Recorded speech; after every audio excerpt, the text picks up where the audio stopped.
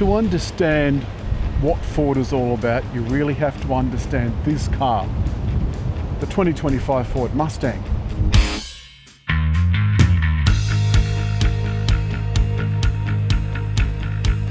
If you're like me and you've loved Mustangs right from the early days, the 60s designs with the chrome and the beautiful V8s, that throaty sound, it evoked a time of kind of a golden era of motoring. The Mustang keeps the tradition going.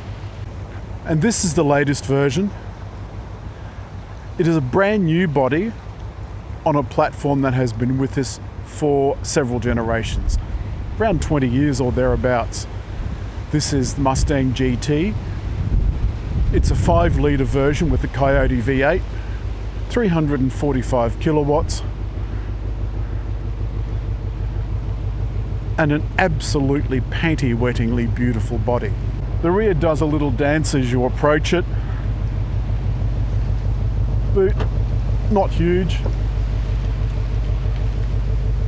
but it does the job. And there's a lovely big Bang Olufsen bass speaker. I've left it on because I just love the sound of that V8. It's got proper vents too, and these aren't fake.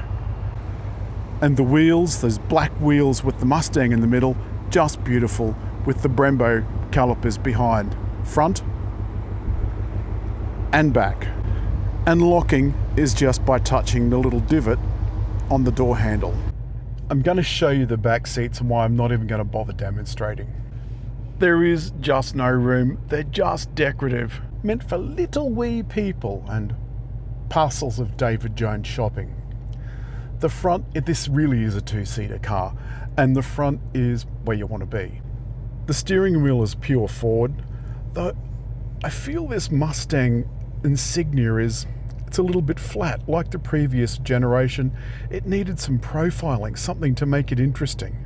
But now we've got a proper digital dash, which includes a large infotainment screen and the driver screen that can be changed to a whole lot of different personas.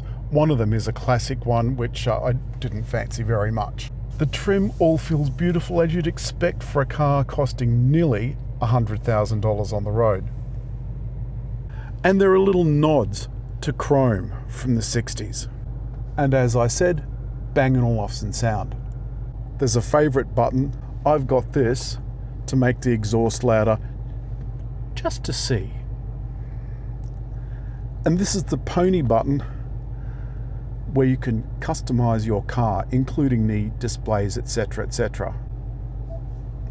So for example, you can see 67, and that's what 67 looks like. I like a digital speed readout, so that was pretty hopeless for me.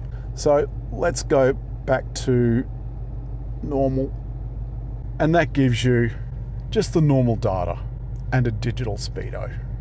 We've got a phone charging pad down below and a USB outlet, 12-volt outlet, and thank goodness I had my dash cam plugged in, because this happened. Oh, Jesus!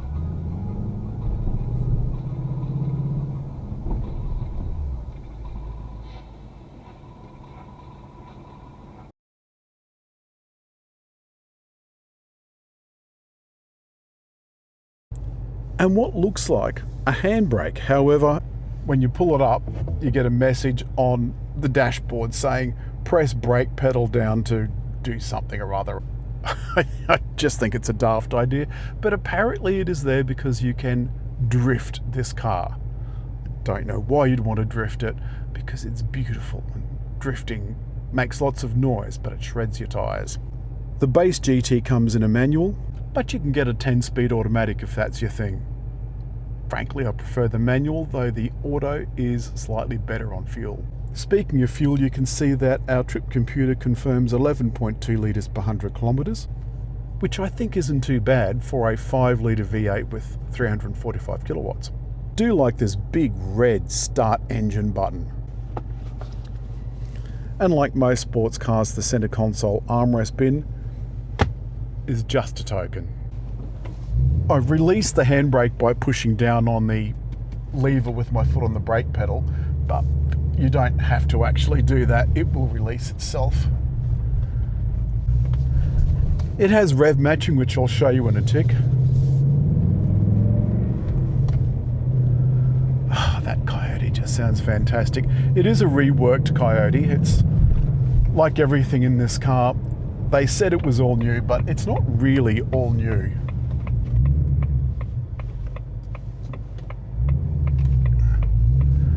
It's mostly new.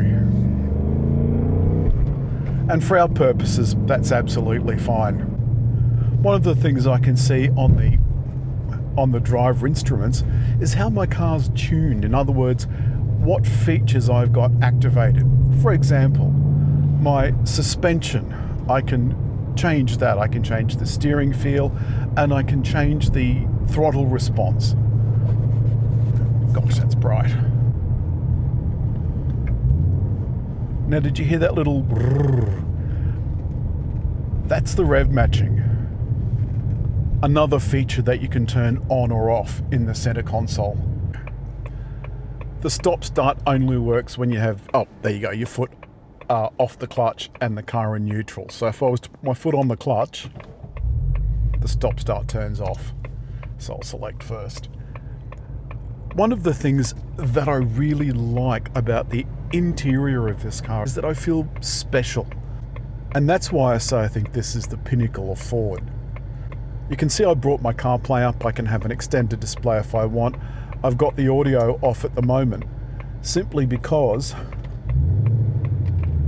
if you have the radio playing while you've got YouTube on, you're in a world of hurt.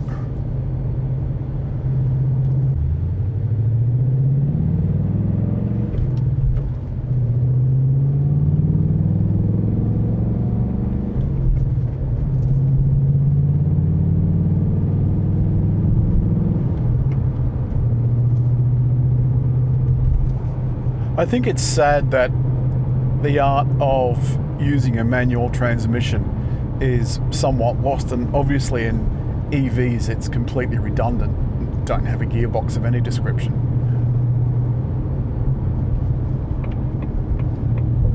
But this one is an absolute peach. That's the thing that it's been doing to me this week, is telling me to put my hands on the wheel even when my hands are on the wheel. And I found that when the cruise control was on, it was telling me to put my hands on the wheel even if I moved the steering wheel, because that's what it's usually telling you to do. It thinks you're taking your hands off the wheel. A couple of interesting facts about the ADAS. As with a lot of manual cars, there are some of the ADAS features that are missing, or at least only partially present. So for example, the smart cruise control, and there is smart cruise control on this, doesn't work in queues because it can't press a clutch. Be very clever if it could. And the lane centering is only in the automatic version as well, which seems rather strange. Now, while I haven't had this car on a track, I have had it in the tight mountain bends, and it is just joyous. I can't help but feel that at least some of the talent inherent in this Coyote V8 is wasted. Most of the time, this GT, suitable for crossing countries, you can certainly fit enough luggage in the back for two. Its immense power and immense acceleration is kind of wasted on stuff like this. But I think being able to learn to drive a manual is, I think it's a skill worth learning. The pony cars have a lot of things going for them, not the least being their iconography. Police chases, the movies, the special appearances. You see this on a steering wheel, and it's Route 66. You could be in the Stelvio Pass in one of these, and you see that on the steering wheel, and you're transported straight back to Route 66. It's middle America, it's apple pie. Maybe not the United States just at the moment.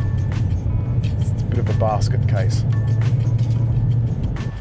That's all for the brilliant Ford Mustang GT. There will be never another car like this. I fear we've seen the end of the Mustang line. That's a sad day for motoring. Anyway, as always, hit like, leave a comment, and just on the round thing to subscribe.